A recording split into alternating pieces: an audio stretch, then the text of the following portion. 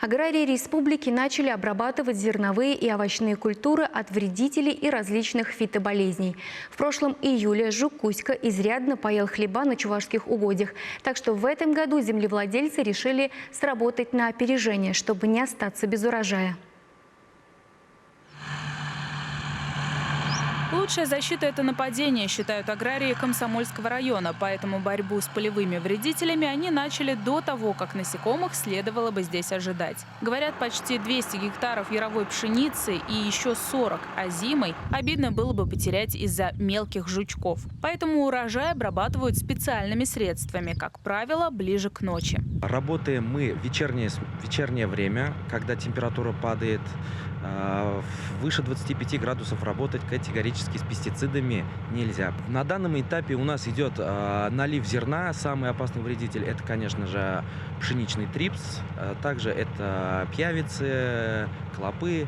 И в жаркое время обычно появляются хлебные жуки-кузьки. С левого фланга наряду с Кузькой картофель атакуют тля и колорадский жук, а с правого – сорняки. Второму хлебу тоже необходима защита.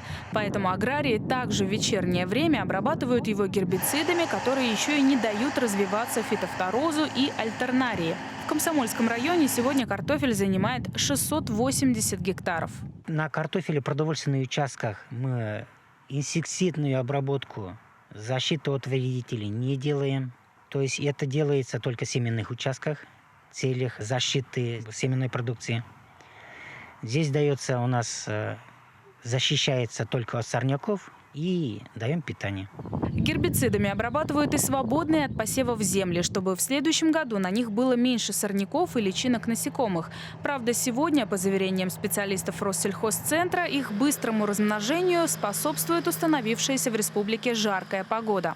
По рассказам аграриев, температура в полях днем бывало доходила до 40 градусов.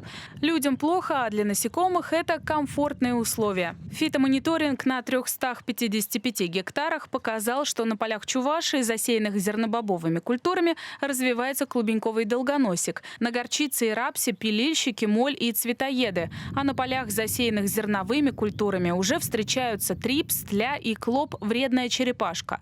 А из болезней распространяются мучнистая роса, серториоз, бурая пятнистость и гельминтоспориозная пятнистость листьев. Трипсы и тля у нас в основном они располагаются на колосе. Они там, получается, высасывают чешуйки будущих зерен. Тем самым они опять повреждают растения и происходит недобор урожая. Мучнистая роса у нас развивается на загущенных участках, перекормленных азотными удобрениями.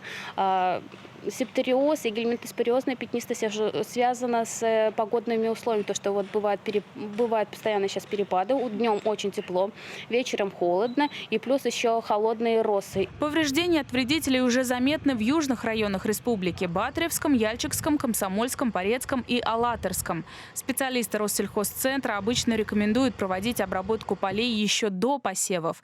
Это повышает защиту будущего урожая от различных заболеваний. Екатерина Храмкина, Диана Иванова, Дмитрий Макаров и Владимир Синдеев. Вести, Чувашия.